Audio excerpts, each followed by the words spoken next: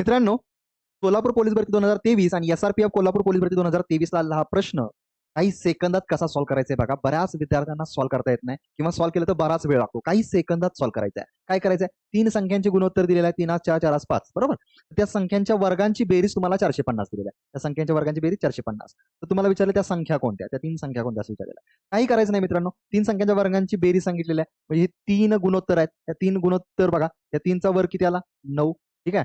4 चा वर्ग 16, 5 चा वर्ग 25. यांची जर बेरीज केली मित्रांनो 50 आलं. या 50 ने 450 ला जर भागलं, ठीक आहे, 450 ला जर भागलं तर मित्रांनो 9 आलं. त्या 9चं वर्गमूळ 3 आहे.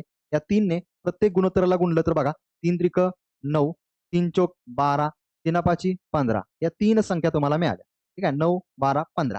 काही सेकंदात सॉल्व्ह करायचं होतं मित्रांनो. काळजीपूर्वक लक्ष द्या, नक्की समजेल. या प्रश्नाचं उत्तर तुम्ही कमेंट बॉक्समध्ये द्या. त्याचबरोबर मित्रांनो, SJN अकॅडमीच्या ॲपवर हा कोर्स आहे. हा कोर्स तुम्हाला फक्त आणि फक्त एक्स्ट्रा